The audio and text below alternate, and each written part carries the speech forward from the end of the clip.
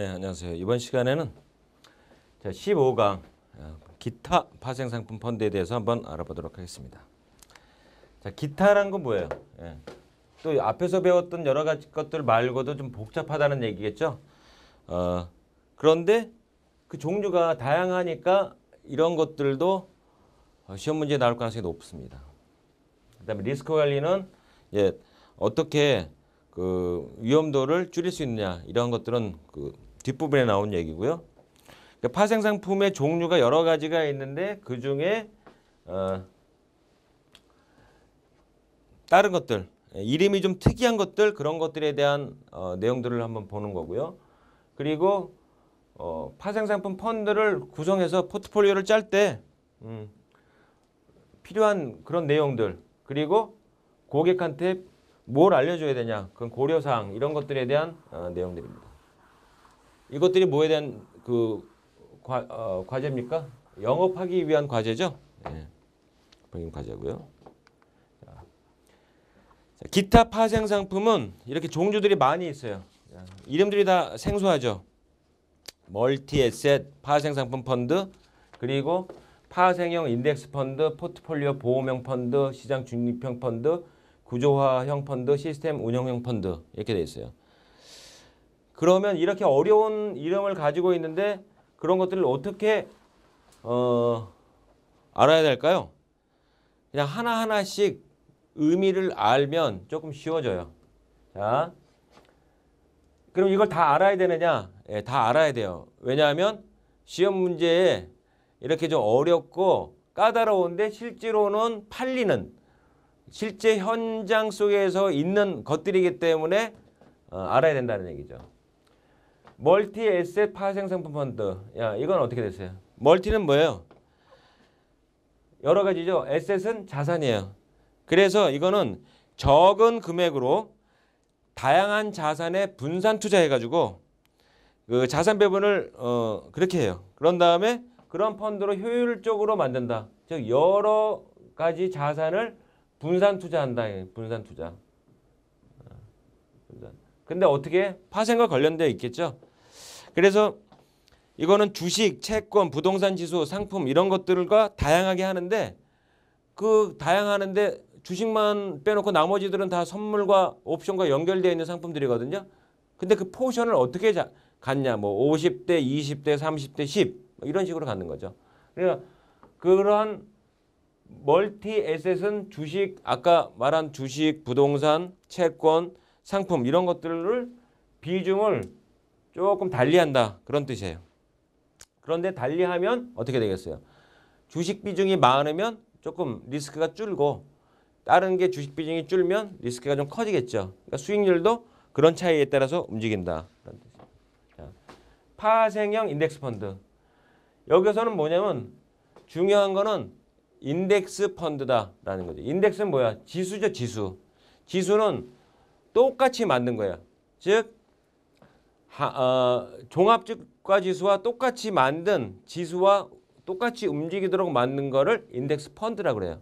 그 인덱스 펀드 중에서 파생 상품과 관련되어 있는 것. 즉 파생 상품을 활용해서 특정 지수와 거의 똑같이 움직이도록 만든 그런 펀드. 패시브 펀드라고 그래요. 패시브. 액티브 펀드하고 패시브 펀드가 있어요. 그거 뭐 배웠죠? 액티브 펀드.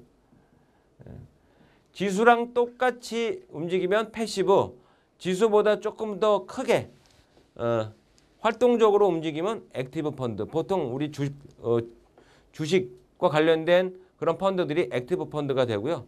이렇게 지수와 똑같이 움직이는 거를 패시브 펀드라고 그래요. 그런데 인덱스 펀드를 만들기 위해서 어떻게 했어? 파생 상품을 장외 거래나 장내에 있는 상품을 이용했다.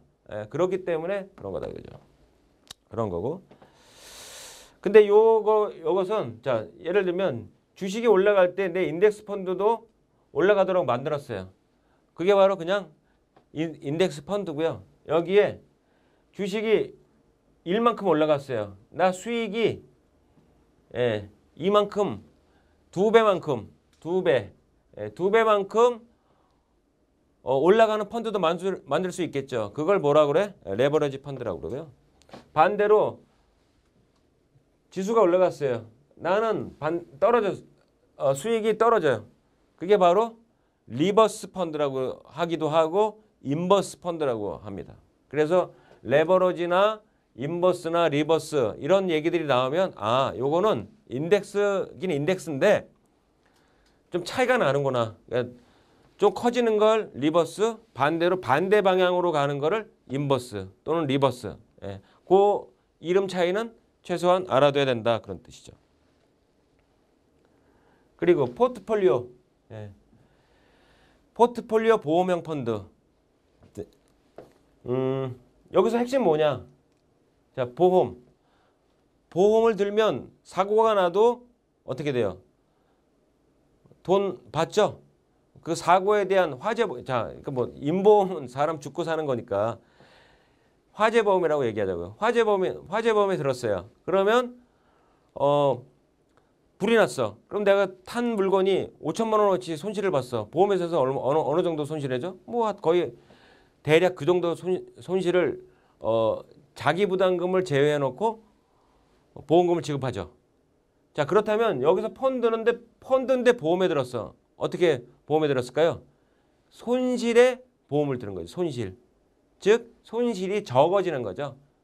주가가 빠지든 오르든 나는 어느 일정 수준의 이익을 얻겠다. 그런 뜻이야. 그래서 이렇게 만들어 놓으면은 내가 손실에 대한 보험을 들었기 때문에 만에 하나 폭락을 했다. 그래서 50%가 빠졌어요. 50%가 빠졌는데 그럼 난 보험 들었으니까 어떻게 됐을까? 예. 한 20%만 나는 손실을 보겠다. 이렇게 만든 거죠. 그러니까 보험형 펀드다 이거죠. 그러면 이런 펀드가 있습니까? 라고 하면 있어요. 그러면 그게 몇 가지나 됩니까? 그러면 크게 세 가지가 돼. 나중에 또 배워야 되지만 방어적 풋이라고 있어요. 방어적 풋. 자, 이름 그대로 방어적 풋이니까 풋. 전 시간에 얘기했죠. 떨어졌을 때 수익을 보는 거. 그게 풋이에요. 그러니까 떨어졌을 때 수익이 보는 것을 내가 사용한다. 그렇게 해서 만든 상품이다. 그게 방어적 풋이 있고요. 콜 옵션. 자, 콜 옵션은 뭐라 그랬어요? 콜 옵션은 주가가 올라갔을 때 수익을 얻는다. 그게 콜 옵션이거든요. 그럼 그것을 이용해서 내가 만들겠다 이런 얘기지. 그 다음에 또 하나는 옵션 복제. 옵션 복제 전략 그런 게 있어요. 이름도 이상하죠? 방어적 풋, 콜 옵션, 옵션 복제 전략. 그런데 그거는 뭐냐면 포트폴리오를 짜서 손실을 가장 적게 만들어 놓기 위해서 이런 방법들을 취했다라는 얘기고, 이런 방법들을 취한 게 방어적 풋, 콜 옵션, 옵션 복제 전략이 있다. 이게 굉장히 중요하다. 왜냐하면 실제로도 이런 것들이 있고 이렇게 또 1번, 2번, 3번 비슷한 내용으로 나와 있으니까 시험 문제 내기 딱 좋다는 얘기죠.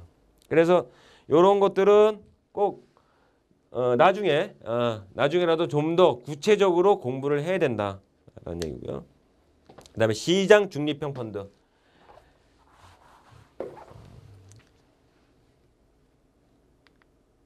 자, 시장 중립형 펀드. 시장 중립형은 뭐야? 시장 중립형은 늘 조금씩 계속해서 이런 뜻이야. 자, 전쟁이 났어요. 독일과 미국과 전쟁이 났어요. 그 중립은 누가 했어요? 스위스. 그럼 전쟁 나도 그 나라는 어떻게 돼? 전쟁의 피해가 가장 적죠. 그것처럼 내가 시장에 대해서 중립을 쓴 거죠. 니네들이 오르든 떨어지든 나는 조금만 수익만 나면 난 투자할게. 그런 뜻이에요. 그러면 그런 거에 대표적인 게 뭐라 그래? 차익거래라고 그래. 차익거래. 자, 차익. 이익이 난다는 얘기죠. 이익의 차이가 난다. 그 이익이 조금이라도 차이가 나면 거래를 하겠다. 이 차익 거래의 대표적인 거 이런 것들이죠. 한국에서는 100원에 팔아요. 그런데 싱가포르에 또 시장이 있거든요. 거기에 또 똑같이 상대인데 98원에 파는 거예요. 그럼 어떻게 되겠어요? 한국에서 지역의 차이를 이용해서 한국의 거를 팔고 싱가포르 가서 사면 되겠죠. 그러니까 100원에 팔고 싱가포르 가서 98원에 사면 됩니다. 그러면 나는 어떻게 돼요? 2원의 이익을 보겠죠.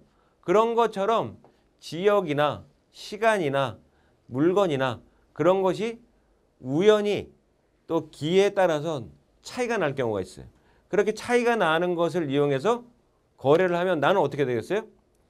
100% 수익이 나겠죠. 그럼 정말 그런 일이 있을까요? 있어요. 선물이나 옵션을 이용하다 보면 기간의 차이에 따라서 그렇게 비어있는 그런 차익이 생기거든요. 그런 비어있는 차이가 어떻게 생기냐면 아까 평가일이라고 했어요. 평가일. 우리가 3월, 1월, 3월, 6월, 9월, 12월 이런 식으로 평가 기간을 정해 놓으면 그 평가 기간에 모든 것들이 해결을 봐야 되는데 현재와 같은 상태로 보면 그 평가하는 날까지는 요만큼의 차이가 있을 수가 있는 거죠. 즉 이런 것들은 파생 상품을 만들다 보면 기존의 주가 지수와 뭐 어떤 상품과 괴리가 있거든. 그 괴리를 이용해서 돈을 따먹는 거죠. 그러면 늘 수익이 나겠죠. 근데 늘 수익이 나는데 잘 안 되는 이유가 있어요. 그건 뭐냐면 그런 기회가 자주 없을 거고 또 차이가 난다고 그래도 굉장히 미약해요. 미약했기 때문에 조금만 투자할 수밖에 없어요. 조금밖에 투자할 수가 없어서 그 차익 거래가 힘든 거지. 그런 차익 거래가 생긴다 그러면 어떻게 돼? 계속 거래를 하면 수익이 나겠죠. 그런 뜻이에요. 그런 뜻이고요. 네, 구조화형 펀드. 구조화형 펀드는 뭐냐? 자, 이것도 이름이 이상하죠. 구조. 금융공학이다 이렇게 생각하시면 돼요. 구조. 금융공학이다 그러고 이런 것들은 뭐냐면 주식하고 플러스 파생상품. 파생상품하고 섞은 거죠. 이것도. 섞어서 그러니까 금융공학처럼 어떤 구조를 특별히 만들어요. 그래서 이렇게 하면 수익이 계속 날 거다. 이렇게 하면 수익을 계속 나더라라고 어떤 공식으로 만든 거죠. 그래서 보통은 원금 보존형 축으로 만들어서 이렇게 그런 구조를 만드는 거죠. 구조를 새롭게 만들었다. 손해 안 보는 구조로 공부를 해가지고 연구해 보니까 이렇게 만들었다 그런 뜻이에요. 그 다음에 시스템 운영. 시스템은 뭐냐면 전산으로 내가 거래를 안 해요. 그냥 이렇게 원하는 대로 수식을 짜죠. 그래서 요런 상태에서 요런 경우에는 자동으로 매매가 되고 요렇게 해서 이렇게 되면 매수가 되고 또는 가격이 이 정도 가격이 되면은 또 어떻게 하고 하는 거 여러 가지 작전을 다 짜놓는 거죠. 작전을 다 짜놔 가지고 시장의 움직임에 따라서 시스템적으로 움직이게 하는 거죠. 그게 시스템 펀드인데 보통 기계가 하는데 그런 기계가 하지만 기계를 못 믿어요. 왜냐하면 기계 오류가 조금 있거든요. 동시에 들어갔는데 안 사지는 경우도 있어요. 그래서 사람이 조금 필요하죠. 그걸 운용하는 사람은 반드시 필요합니다. 따라서 이런 펀드들이 있고 그런 펀드들에 대한 특징을 알아두시면 용어에 대한 문제, 펀드에 대한 문제가 나오면 맞출 수 있겠죠. 조금 더 구체적으로 들어가 보겠습니다. 자, 얘기를 했고요. 자, 멀티에셋 파생 상품 펀드. 멀티에셋. 자, 적은 금액으로 다양한 자산에 분산 투자한다라는 얘기고요. 그 다음에 효율적으로 분산 투자를 할 수가 있겠다. 만약에 그 상품에 투자하려고 하면 이게 거래가 무슨 몇 리터, 석유를 할 때 몇 리터 이렇게 안 하거든요. 금을 사고 팔 때 한 돈 이렇게 팔지는 않으니까 다양하게 모아서 적은 금액으로 조금씩 한다는 얘기고요. 자, 예컨대 한국 주식을 2%, 일본 주식을 20%, 중국 부동산 20, 에너지 20, 농산물 20 등 이 세 가지를 자산권의 투자 비중을 분산하고 그 자산 배분 원칙에 따라서 투자하는 형태다. 그러니까 다양하게 하는데 실제로 멀티 에셋이라고 나오면 아 이건 여러 가지 상품을 썼는데 비중을 바꾸는구나. 그래서 어느 비중이 많으니까 이런 것이 시대적 상황에 좋다 나쁘다 이렇게 설명을 하라 그런 뜻이에요. 실제로도 있습니다. 멀티 에셋 파생 상품 펀드가 있다는 얘기죠. 그다음에 파생형 인덱스 펀드. 인덱스 펀드 요게 중요하다 그랬죠. 요거는 보통 장외도 있지만 장내 파생 상품을 이용해서 특정 지수, 주가 지수나 아니면 뭐 상품의 지수 등을 죄송합니다. 이건 상품의 지수 등을 지수 등의 움직임을 쫓아가도록 만든 인덱스 펀드다. 이건 시장을 추종하는 수동적 전략을 가진 패시브다. 시장보다 넘어서지는 않는다. 그런 뜻이에요. 패시브와 액티브 펀드는 구별해야 된다는 얘기고. 그리고 포트폴리오 보호명. 여기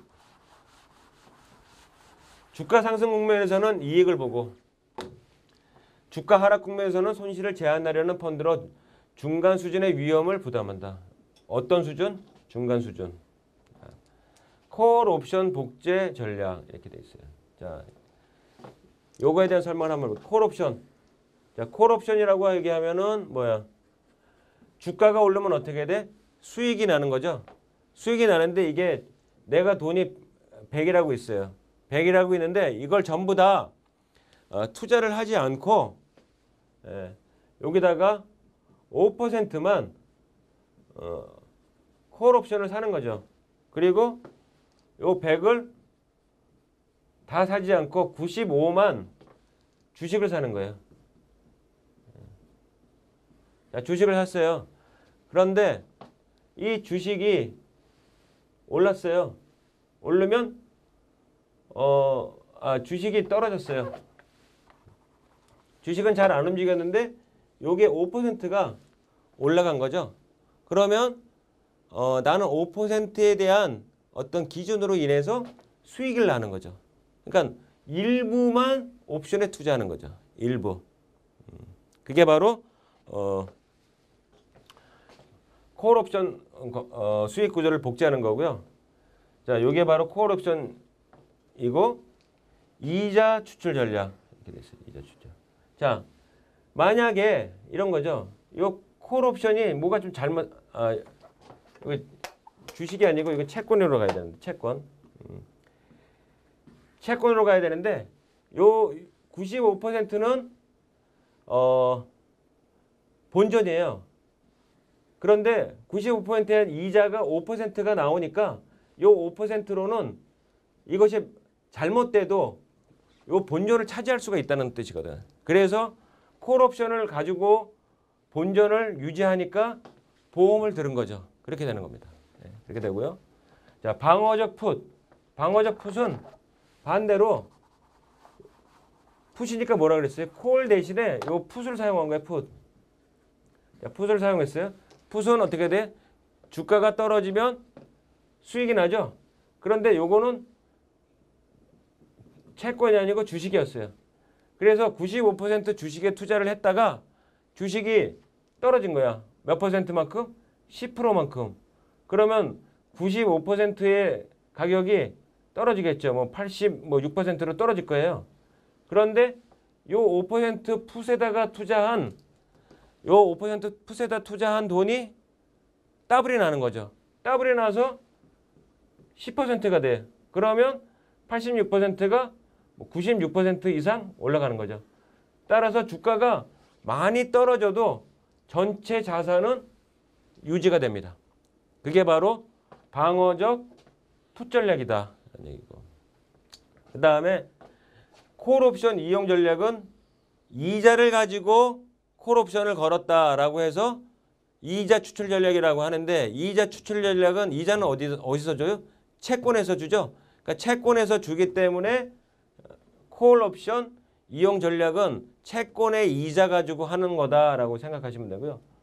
옵션 복제 전략은 옵션을 2가지, 3가지를 쓰는데 그것을 실제로 하다 보면 조금 불합리할 경우가 있어요. 그래서 그거를 어떻게 선물과 주식으로 옵션과 똑같은 방법으로 만든 거죠.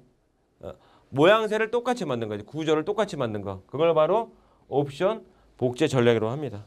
따라서 포트폴리오 보험은 요 3가지가 있는데 요 3가지의 특징을 잘 아시고 그런 것에 대한 문제는 정말 자주 나온다.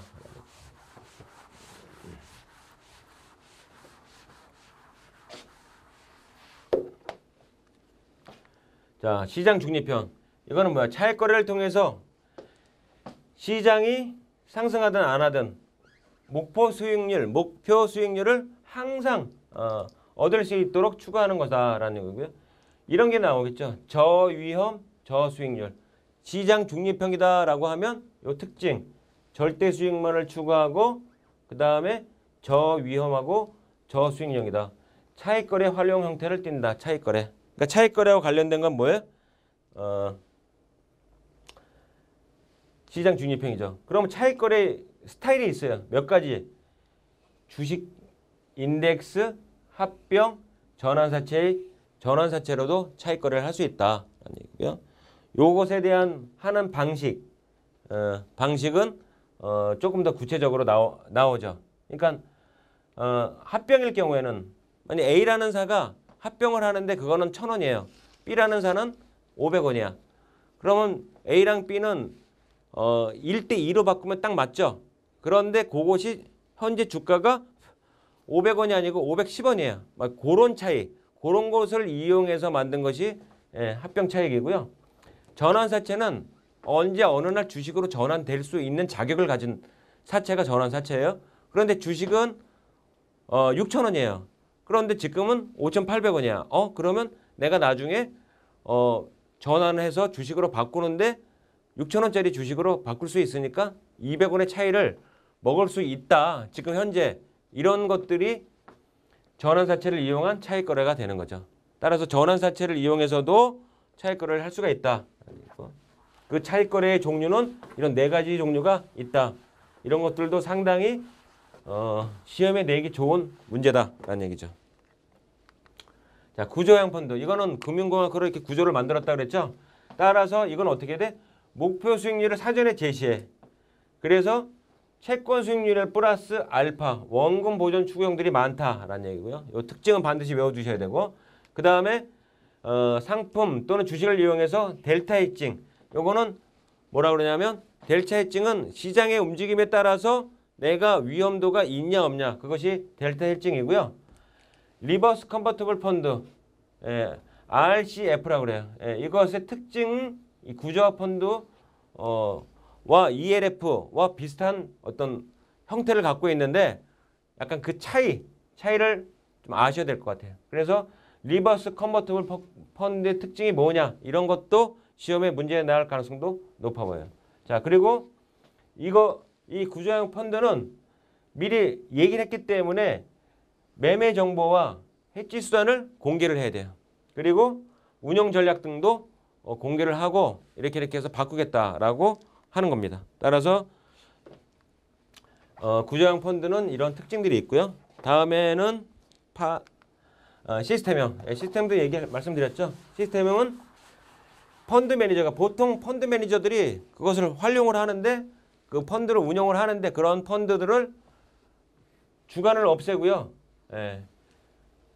그 시스템상의 매매 신호, 즉 뭐 요런 모양새가 일어났을 때 주로 어떤 모양새? 주가가 빠졌다가 올라갔다가 이래. 요럴 때 주가 움직임이 우상향으로 움직일 때 사죠. 근데 여기에 보면은 뭐 이동평균선과 기타 보조 지표들을 이용해서 많은 전략들을 세우는데, 그 전략들에 사야 된다라는 신호가 나오면 사고, 팔아야 된다라고 하면 파는 거죠. 그런 매매 신호에 따라서 파생 상품을 매매하는데, 대체로 이것도 원금 보존 추구가 된다라는 얘기고요. 그 다음에 자산 배분 전략을 주로 사용하면서 변동성 매매를 이용한다. 국내 자산 배분형과 글로벌 자산 배분형들이 있다. 이게 바로 시스템 운영형이 되겠습니다.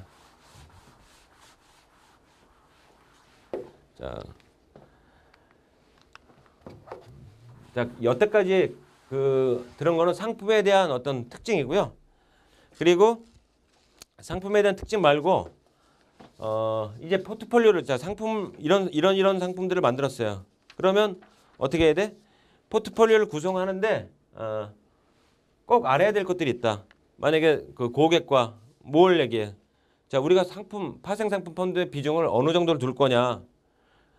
그러면 나는 뭐 불안하니까 10%만 주세요. 아니면 뭐 나는 공격적이니까 50% 이상 되는 걸 하겠다라는 거고요. 그다음에 기초자산의 선택. 나 주식할래, 뭐 상품, 뭐 석유할래, 구리할래, 뭐 이렇게 하는 거고요. 그런데 대체로 이런 것들은 어떻게 해요? 고객들이 안정적인 걸 좋아하죠. 하지만 안정적인 걸 좋아하지만 그래도 그런 그 유행들이 있어요. 뭐 콩이 많이 올라갈 때가 있고 석유가 많이 올라갈 때가 있고 금이 많이 올라갈 때가 있고 그러면 그런 상품들에 투자하고자 하는 욕구들이 생겨. 그래서 그러한 상품들이 생기면 어느 정도를 할 거냐, 어느 정도 비중으로 들어가는 걸 할 거냐. 펀드마다 각각의 비중들이 다 써 있거든요. 그런 것들을 반드시 알려줘야 되고요. 기초자산 제일 중요하겠죠. 그다음에 기간, 원금 보존 정도. 원금 보존도 제일 중요하죠. 이것도 보장되느냐 안 되느냐. 근데 안 되면 어떻게 해? 손실을 보게 되기 때문에 어느 정도 보장되느냐 안 되느냐가 상당히 중요합니다. 그리고 수익 구조가 어떻게 이 상품의 수익이 나려면 어떻게 해야 되느냐. 예, 그래서 적합한 상품을 골라줘야 되는 거죠. 골라줘야 되는 거고 이게 바로 상담시 구성 요소예요. 상담시 구성 요소. 자, 뭐 가장 기본적인 거죠. 기본적인 건데 그럼 뭐야? 상담시 구성 요소가 아닌 거 이렇게 내겠죠. 1번서부터 5번까지 문제.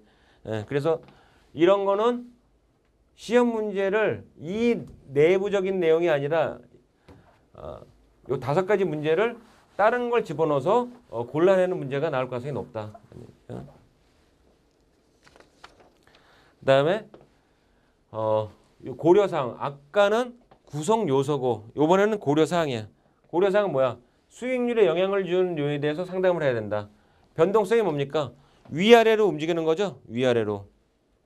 그래서 변동성이 커지면 어떻게 돼? 만약에 이게 변동성이 높아요. 그러면 사실은 수익률은 내가 고객이 얻어야 될 수익률은 어떻게 되겠어요? 변동성이 높으면 수익률은 불안하니까 높아야 되겠죠? 이게 변동성이 커지는데 수익률이 낮았다. 그럼 사실 투자할 필요가 없는 거죠. 그러니까 그런 문제를 가지고 얘기하는 거예요. 자, 그다음에 상관관계. 어떤 시장과 또 그 상품을 만드는데도 한 가지만 쓰는 게 아니고 2가지를 막 섞어요. 그러니까 2가지를 섞었는데 한 놈은 괜찮은데 한 놈이 나빠질 수가 있어요. 그러면 한 놈은 괜찮아서 좋은 조건에 도달하는데 한 놈은 나쁘기 때문에 이런 상관관계가 나쁘다. 나쁘면 어떻게 돼? 수익률은 이렇게 높아야 되지 사실은. 왜냐하면 환경이 나쁠 수가 있고 또 좋은 조건에 도달하지 않을 수가 있거든요. 그래서 변동성과 상관관계가 중요하다라는 얘기고 그리고 상환 조건이 어떠냐라는 거고 그다음에 원금 손실을 어느 정도 가능하냐. 수익률에 영향을 주는 요인 4가지. 이런 건 시험에 나오죠. 그 다음에 또 하나 변동성에 따라서 수익률이 어떻게 돼야 되느냐. 이런 문제 나올 수가 있고 상관관계가 어떻게 따라서 수익률이 어떻게 되느냐. 이런 문제 나올 수가 있고요. 상환 조건이 좋냐 나쁘냐. 그 다음에 원금 손실 가능성이 있냐 없냐에 따라서 수익률이 높으냐 낮으냐. 그러니까 이 문제를 이걸 가지고는 고려사항인데 사실은 문제를 여러 개 만들 수가 있는 거죠. 그러니까 여기에서 핵심은 변동성과 상관관계에 따라서 수익률이 어느 정도 오르냐 내리느냐 이거를 알아야 된다는 얘기예요. 그다음에 기초자산에 대한 상담은 반드시 뭐 해줘야 되겠고요. 파생상품은 어떻게 돼? 선물을 주로 이용한다는 얘기고. 예. 그리고 만기 2월 비용. 왜냐하면 항상 선물은 만기가 있어요. 만기가 있고 그 다음에 현물 가격과 수익률 차가 생긴다고요. 그 수익률 차를 이용해서 어떻게 돼? 그 차익 거래 같은 것이 생긴다라는 거고 신종 파생 상품도 등장했다라는 거. 요거는 CLN. 예. 그 다음에 합성 CDO 이런 것들이 신종 파생 상품이다라는 거. 지난번에 지난 시간에 말씀드렸던 신용 위험도에 따라서 상품을 만들 수 있는데 이런 신종 상품도 나온다라는 얘기죠. 요것도 알아둬야 된다. 이런 상품이 있다라는 거. 그래서 그러한 고려 사항 중에 또 한 가지, 이 펀드를 어떻게 운영하느냐 이런 것들도 알으셔서 가르쳐야 되고 그래서 그 펀드들이 초과 수익을 어느 정도 낼 수 있느냐라는 거고요.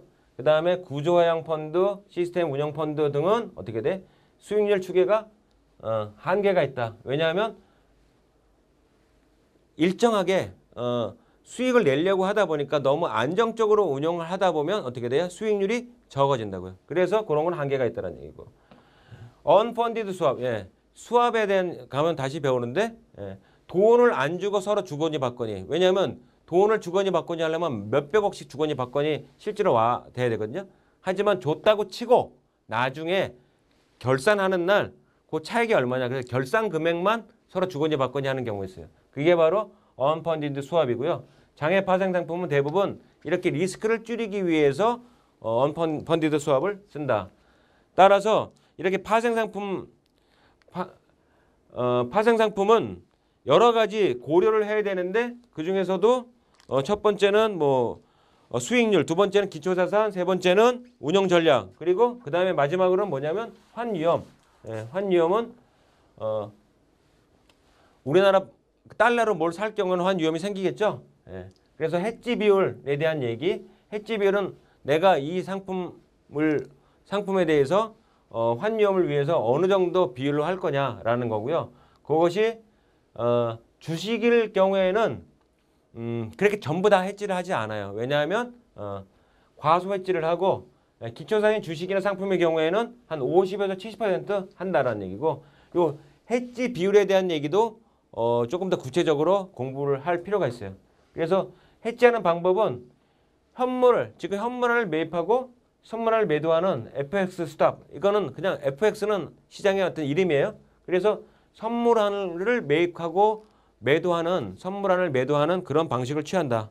이런 것들도 환위험에 대한 상담이다 라는 것이죠. 자, 여기까지가 파생 상품의 상담 시에 고려해야 할 사항, 수익률, 기초자산, 운영 전략, 그리고 환위험 이런 것들에 대해서도 반드시 알아둬야 되는데, 여기에서 중요한 거는 아까 상담 시 고려돼야 될 포트폴리오 상의 어떤 구성 요소와 요 고려 사항들이 약간 헷갈리게 돼 있어요. 그러니까 고려 사항은 이런 거, 구성 요소는 이런 것에 대한 구분을 할 줄 알고 그 내용들을 간단하게 이해하면 이런 문제는 쉽게 맞출 수가 있을 것입니다. 수고하셨어요.